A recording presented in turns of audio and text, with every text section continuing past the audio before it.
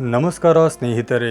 ಕರ್ನಾಟಕ ರಾಜಕೀಯದಲ್ಲಿ ಈಗ ಭಾರಿ ದೊಡ್ಡ ಹೈಡ್ರಾಮಾ ಶುರುವಾಗಿದೆ. ಎಷ್ಟರ ಮಟ್ಟಿಗೆ ಅಂದ್ರೆ ಹಾಗೋ ಹೀಗೋ ಕಷ್ಟಪಟ್ಟು 4 ದಿನಗಳ ಹಿಂದಷ್ಟೇ ಸಚಿವರ ಪಟ್ಟಿ ಫೈನಲ್ ಆಗಿ ಪ್ರಮಾಣ ವಚನ ಸ್ವೀಕಾರ ಕಾರ್ಯಕ್ರಮ ನಡೆದಿತ್ತು. ಆದರೆ ಈಗ ಇಡೀ ರಾಜ್ಯ ಬೆಚ್ಚಿ ಬೀಳುವಂತಹ ಮತ್ತೊಂದು ಟ್ವಿಸ್ಟ್ ಎದುರಾಗಿದೆ. ಇನ್ನೂ ಯಾರಿಗೂ ಖಾತೆಗಳನ್ನೇ ಹಂಚಿಕೆ ಮಾಡಿಲ್ಲ. ಅದಾಗಲೇ ಸಚಿವರ ರಾಜೀನಾಮೆ ಪರ್ವ ಶುರುವಾಗೋ ಲಕ್ಷಣಗಳು ಕಾಣಿಸ್ತಾ ಇವೆ. ಹೌದು, ಈಗ ಆಲ್ರೆಡಿ ಮಂತ್ರಿಯಾಗಿ ಅಧಿಕಾರ ಸ್ವೀಕರಿಸಿರುವ 3-4 ಜನರ ಕೈಯಿಂದ ರಾಜೀನಾಮೆ ಕೊಡಿಸಿ ಆ ಜಾಗಕ್ಕೆ ಅಸಮಾಧಾನಗೊಂಡಿರುವ ಹೊಸಬರನ್ನ ಅಂದ್ರೆ ಅತೃಪ್ತರನ್ನ ಒಳಗೆ ತರೋಕೆ ಸಿಎಂ ಡಿಕೆ ಶಿವಕುಮಾರ್ ಮುಂದಾಗಿದ್ದಾರೆ. ಈ ಕಡೆ ಬಂಡಾಯ ಎದ್ದಿರೋರು ನಮಗೆ ಸಚಿವ ಸ್ಥಾನ ಬೇಕೇ ಬೇಕು ಅಂತ ಬೀಗಿಪಟ್ಟು ಹಿಡಿದು ಕುಳಿತಿದ್ದಾರೆ. ಇನ್ನೊಂದು ಕಡೆ ಸಚಿವ ಸ್ಥಾನ ಸಿಕ್ಕಿರೋರು ಕೂಡ ಸುಮ್ಮನೆ ಕೂತಿಲ್ಲ.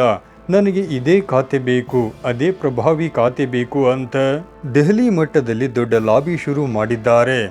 ನಿಜಕ್ಕೂ ಆಶ್ಚರ್ಯ ಅನ್ನಿಸುತ್ತೆ ಅಲ್ವಾ? ಸಿಎಂ ಡಿಕೆ ಶಿವಕುಮಾರ್ ಅವರ ಕೈಯಲ್ಲಿ ಇರೋದು ಕೇವಲ 1.5 ವರ್ಷ ಮಾತ್ರ. ಇಷ್ಟರಲ್ಲಿ ಈ ಕ್ಯಾಬಿನೆಟ್ ಗೊಂದಲಗಳನ್ನು ಸರಿಪಡಿಸಿ ಎಲ್ಲರನ್ನ ಸಮಾಧಾನ ಮಾಡಿ ಇವರು ಆಡಳಿತ ನಡೆಸೋದು ಯಾವಾಗ, ಇವರು ಜನರಿಗಾಗಿ ಕೆಲಸ ಶುರು ಮಾಡೋದು ಯಾವಾಗ ಅನ್ನೋದೇ ಈಗ ಇಡೀ ರಾಜ್ಯದ ಮುಂದಿರುವ ಅತಿ ದೊಡ್ಡ ಯಕ್ಷ ಪ್ರಶ್ನೆ. ಇವತ್ತಿನ ಕಂಪ್ಲೀಟ್ ಪ್ಯಾಕೇಜ್ ವಿಡಿಯೋದಲ್ಲಿ ನಾವು ಕರ್ನಾಟಕ ರಾಜಕೀಯದ ಈ ಮಹಾಕದನ, ಸಿದ್ದರಾಮಯ್ಯ ಮತ್ತು ಡಿಕೆಶಿ ಬಣಗಳ ನಡುವಿನ ಗುದ್ದಾಟ ಮತ್ತು ಮಂತ್ರಿಗಿರಿ ತಪ್ಪಿದ ಶಾಸಕರ ಆಕ್ರೋಶದ ಅಸಲಿ ಕಥೆಯನ್ನು ಎಳೆಯಾಗಿ ಬಿಚ್ಚಿಡ್ತೀವಿ. ವಿಡಿಯೋವನ್ನು ಎಲ್ಲೂ ಸ್ಕಿಪ್ ಮಾಡದೆ ಕೊನೆಯ ತನಕ ನೋಡಿ. ಆರಂಭದಲ್ಲಿ ಎಡವಟ್ಟಿನ ಮೇಲೆ ಎಡವಟ್ಟು. ಸ್ನೇಹಿತರೆ, ಕಾಂಗ್ರೆಸ್ ಸರ್ಕಾರದಲ್ಲಿ ಕ್ಯಾಬಿನೆಟ್ ವಿಸ್ತರಣೆ ಆಗಿದ್ದೇ ತುಂಬಾ ಲೇಟು. ಡಿಕೆಶಿ ಸಿಎಂ ಆಗಿ ಪ್ರಮಾಣ ವಚನ ಸ್ವೀಕರಿಸಿದ ಬರೋಬ್ಬರಿ 2 ತಿಂಗಳ ನಂತರ ಮೊದಲ ಲಿಸ್ಟ್ ರಿಲೀಸ್ ಆಯಿತು. ಆದರೆ ಈ ಮೊದಲು ಲಿಸ್ಟ್ ಬಂದಾಗಲೇ ಒಂದಾದ ಮೇಲೆ ಒಂದರಂತೆ ಸಾಲು ಎಡವಟ್ಟುಗಳು ಶುರುವಾದವು.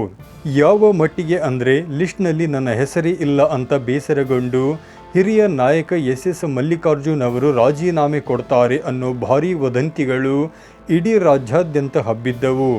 ಅದರಲ್ಲೂ ಪ್ರಮಾಣ ವಚನ ಸ್ವೀಕಾರ ಆಗೋ ಕೊನೆ ಗಳಿಗೆಯಲ್ಲಿ ನಡೆದ ಹೈಡ್ರಾಮಾ ಅಂತೂ ಜನ ನಗುವಂತೆ ಮಾಡಿತ್ತು. ಕೊನೆ ಕ್ಷಣದಲ್ಲಿ ಹಿರಿಯ ನಾಯಕರು ಬಂದು ಇದು ಸಣ್ಣ ಪ್ರಿಂಟ್ ಮಿಸ್ಟೇಕ್ ಆಗಿದೆ ಅಂತ ಹೇಳಿದರು. ಪಾಪ ಮಂಕಾಳು ವೈದ್ಯ ಅವರ ಹೆಸರನ್ನು ಅಲ್ಲಿಂದ ತೆಗೆದು ಅವರ ಜಾಗಕ್ಕೆ ಎಸ್ ಮಲ್ಲಿಕಾರ್ಜುನ್ ಅವರ ಹೆಸರನ್ನು ಸೇರಿಸಲಾಯಿತು. ನೀವು ಯೋಚನೆ ಮಾಡಿ ಸ್ನೇಹಿತರೆ, ಮಂತ್ರಿ ಆಗ್ತೀನಿ ಅಂತ ಭಾರೀ ಕನಸು ಇಟ್ಟುಕೊಂಡು ಗರಿ ಬಟ್ಟೆ ಹಾಕಿಕೊಂಡು ಪ್ರಮಾಣ ವಚನಕ್ಕೆ ಹೊರಟ ನಾಯಕನಿಗೆ ಕೊನೆ ಗಳಿಗೆಯಲ್ಲಿ ನಿಮ್ಮ ಹೆಸರಿರೋದು ಕೇವಲ ಪ್ರಿಂಟ್ ಮಿಸ್ಟೇಕ್ ಅಂತ ಹೇಳಿ ವಾಪಸ್ ಕಳಿಸಿದರೆ ಅವರ ಪರಿಸ್ಥಿತಿ ಹೆಂಗಾಗಬೇಡ. ಅಹಿಂದ ಒಳಜಗಳ ಮತ್ತು ಸಿದ್ದರಾಮಯ್ಯ ಮುನಿಸು. ಗೊಂದಲಗಳು ಇಲ್ಲಿಗೆ ನಿಲ್ಲೋದಿಲ್ಲ. ಪಟ್ಟಿಯಲ್ಲಿ ಇಡೀ ರಾಜ್ಯವೇ ಹುಬ್ಬೇರಿಸುವಂತಹ ಮತ್ತೊಂದು ವಿಷಯವಿತ್ತು. MLC ಆಗಿರುವ ಗಾಯತ್ರಿ ಶಾಂತೇಗೌಡ ಅವರ ಹೆಸರನ್ನು ಕೊನೆ ಕ್ಷಣದಲ್ಲಿ ಪೆಂಡಿಂಗ್ ಇಡಲಾಯಿತು ಮತ್ತು ಅವರಿಗೆ ಪ್ರಮಾಣ ವಚನ ಬೋಧಿಸಲಿಲ್ಲ. ಅಷ್ಟೇ ಅಲ್ಲ, ಕಾಂಗ್ರೆಸ್ ಸರ್ಕಾರದಲ್ಲಿ ಒಬ್ಬರೇ ಒಬ್ಬರು ಮಹಿಳಾ ಸಚಿವೆ ಇದ್ದಿದ್ದನ್ನು ಕೂಡ ಡ್ರಾಪ್ ಮಾಡಲಾಯಿತು. ಇದರಿಂದ ಕ್ಯಾಬಿನೆಟ್ನಲ್ಲಿ ಮಹಿಳೆಯರೇ ಇಲ್ಲ ಅನ್ನೋ ಭಾರೀ ಆಕ್ರೋಶದ ಗಲಾಟೆ ಶುರುವಾಯಿತು. ಇಷ್ಟಕ್ಕೂ ಈ ಗಾಯತ್ರಿ ಶಾಂತೇಗೌಡ ಅವರ ಹೆಸರನ್ನು ಶಿಫಾರಸು ಮಾಡಿದ್ದು ಯಾರು ಗೊತ್ತಾ? ಇತ್ತೀಚೆಗಷ್ಟೇ ಸುಪ್ರೀಂ ಕೋರ್ಟ್ ತೀರ್ಪಿನ ಮೂಲಕ ಗಾಯತ್ರಿ ಶಾಂತೇಗೌಡ ಅವರು MLC ಸ್ಥಾನ ಪಡೆದಿದ್ದರು. ಈ ಕೇಸ್ನಲ್ಲಿ ಅವರ ಪರವಾಗಿ ಸುಪ್ರೀಂ ಕೋರ್ಟ್ನಲ್ಲಿ ವಾದ ಮಾಡಿದ್ದು ದೆಹಲಿ ಮಟ್ಟದ ಪ್ರಭಾವಿ ನಾಯಕ ಮತ್ತು ಖ್ಯಾತ ವಕೀಲ ಅಭಿಷೇಕ್ ಮನು ಸಿಂಘ್ವಿ ಅವರು. ಹೈಕಮಾಂಡ್ ಮಟ್ಟದಲ್ಲಿ ಅತ್ಯಂತ ಪ್ರಭಾವ ಹೊಂದಿರುವ ಇವರು ನಮಗೆ ಪರಿಚಯದವರಿದ್ದಾರೆ, ಅವರಿಗೊಂದು ಸಚಿವ ಸ್ಥಾನ ಕೊಡಿ ಅಂತ ಗಾಯತ್ರಿ ಅವರ ಹೆಸರನ್ನು ರೆಕಮೆಂಡ್ ಮಾಡಿಸಿದ್ದರಂತೆ. ಆದರೆ ಇಲ್ಲೇ ನೋಡಿ ಅಸಲಿ ಟ್ವಿಸ್ಟ್ ಇರೋದು. ತಮ್ಮದೇ ಕುರುಬ ಸಮುದಾಯಕ್ಕೆ ಸೇರಿದ ಮಹಿಳಾ ನಾಯಕಿಯ ಹೆಸರನ್ನು ತಮ್ಮ ಗಮನಕ್ಕೆ ತರದೆ ಶಿಫಾರಸು ಮಾಡಿದ್ದಕ್ಕೆ ಸಿದ್ದರಾಮಯ್ಯನವರು ಭಾರೀ ಸಿಟ್ಟಾದರು. ನಾನು ಕೂಡ ಇದೇ ಸಮುದಾಯದ ದೊಡ್ಡ ಲೀಡರ್ ಅಂತ ಗುರುತಿಸಿಕೊಂಡಿದ್ದೀನಿ. ನನ್ನ ಸಮುದಾಯದ ಒಬ್ಬ ಮಹಿಳೆಯನ್ನು ನನ್ನನ್ನೇ ಕೇಳದೆ ಹೆಂಗೆ ಕ್ಯಾಬಿನೆಟ್ಗೆ ತಗೊಳ್ತೀರಾ ಅಂತ ಸಿದ್ದರಾಮಯ್ಯನವರು ತೀವ್ರ ವಿರೋಧ ವ್ಯಕ್ತಪಡಿಸಿದರು. ಜೊತೆಗೆ ಅವರ ಮಗ ಯತೀಂದ್ರ ಕೂಡ MLC ಆಗಿದ್ದಾರೆ.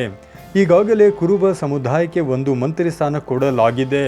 ಹೀಗಿರುವಾಗ ಮತ್ತೊಂದು ಸ್ಥಾನ ಕೊಡೋಕೆ ನಾನು ಒಪ್ಪಲ್ಲ ಅಂತ ಸಿದ್ದರಾಮಯ್ಯನವರು ಜಟಾಪಟಿಗೆ ಇಳಿದರು. ಜ್ವಾಲೆಯಾಗಿ ಸ್ಫೋಟಿಸಿದ ಅಸಮಾಧಾನ. ಸ್ನೇಹಿತರೆ, ಸಿದ್ದರಾಮಯ್ಯ ಅವರ ಹಿಂದಿನ ಸಂಪುಟದಲ್ಲಿದ್ದ 10ಕ್ಕೂ ಅಧಿಕ ಹಿರಿಯ ನಾಯಕರನ್ನು ಈ ಬಾರಿ ಸಂಪೂರ್ಣವಾಗಿ ಕೈ ಬಿಡಲಾಗಿದೆ.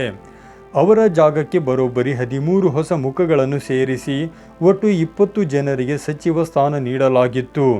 ಆದರೆ ಈ ಒಂದು ನಿರ್ಧಾರ ಇಡೀ ರಾಜ್ಯದಲ್ಲಿ ಜ್ವಾಲೆಯಂತೆ ಭಿನ್ನಮತ ಸ್ಫೋಟಗೊಳ್ಳುವಂತೆ ಮಾಡಿದೆ. ಸಚಿವ ಸ್ಥಾನದಿಂದ ಕೈಬಿಟ್ಟಿದ್ದಕ್ಕೆ ಹಿರಿಯ ನಾಯಕರಲ್ಲಿ ಈಗ ದೊಡ್ಡ ಸಿಟ್ಟು ಮತ್ತು ತೀವ್ರ ಮುನಿಸು ಮನೆ ಮಾಡಿದೆ. ಈಗ ಸಚಿವೆ ಲಕ್ಷ್ಮೀ ಹೆಬ್ಬಾಳ್ಕರ್ ಅವರ ಬೆಂಬಲಿಗರು ಬೆಳಗಾವಿಯಲ್ಲಿ ದೊಡ್ಡ ಮಟ್ಟದ ಪ್ರತಿಭಟನೆ ನಡೆಸಿದ್ದಾರೆ. ಇನ್ನೊಂದು ಕಡೆ ಹಿರಿಯ ನಾಯಕ ದಿನೇಶ್ ಗುಂಡೂರಾವ್ ಅವರಿಗೂ ಕೂಡ ತಮ್ಮನ್ನು ಕಡೆಗಣಿಸಲಾಗಿದೆ ಅನ್ನೋ ಭಾರಿ ಬೇಸರವಿದೆ. ಕೇವಲ ವ್ಯಕ್ತಿಗಳಷ್ಟೇ ಅಲ್ಲ, ಇಡೀ ಬ್ರಾಹ್ಮಣ ಸಮುದಾಯಕ್ಕೆ ಸಂಪುಟದಲ್ಲಿ ಒಂದೇ ಒಂದು ಸೀಟು ಕೂಡ ಸಿಕ್ಕಿಲ್ಲ ಅಂತ ಅವರ ಸಮುದಾಯದವರೆಲ್ಲ ಅಸಮಾಧಾನ ವ್ಯಕ್ತಪಡಿಸ್ತಾ ಇದ್ದಾರೆ. ಪ್ರಾದೇಶಿಕವಾಗಿಯೂ ಈ ಸಂಪುಟದಲ್ಲಿ ಭಾರಿ ಅಸಮತೋಲನವಾಗಿದೆ. ಇವೆಲ್ಲಕ್ಕಿಂತ ಮುಖ್ಯವಾಗಿ ಕಾಂಗ್ರೆಸ್ ಹಿರಿಯ ನಾಯಕ ಲೇಔಟ್ ಕೃಷ್ಣಪ್ಪ ಅಂತಲೇ ಫೇಮಸ್ ಆಗಿರುವ ಎಂ ಕೃಷ್ಣಪ್ಪ ಅವರಂತೂ ಮುಂದಿನ ದಾರಿ ನಮಗೆ ಗೊತ್ತಿದೆ ಅಂತ ನೇರವಾಗಿಯೇ ವಾರ್ನಿಂಗ್ ಕೊಟ್ಟಿದ್ದಾರೆ.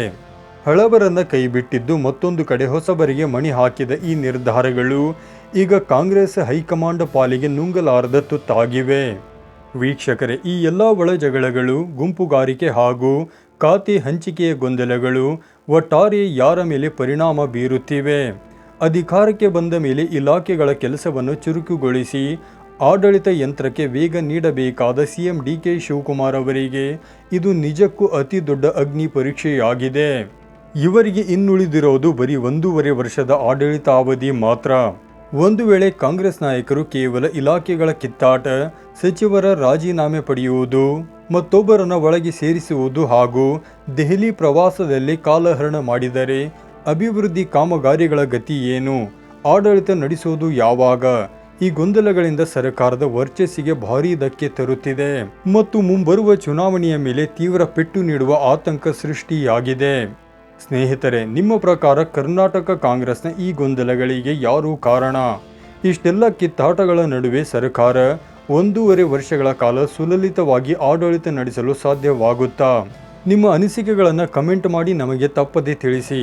ವಿಡಿಯೋ ಇಷ್ಟವಾಗಿದ್ದರೆ ಲೈಕ್ ಮಾಡಿ, ನಿಮ್ಮ ಸ್ನೇಹಿತರೊಂದಿಗೆ ಶೇರ್ ಮಾಡಿ ಹಾಗೂ ನಮ್ಮ ಚಾನಲ್ಗೆ ಹಿಂದೆ ಸಬ್ಸ್ಕ್ರೈಬ್ ಆಗಿ.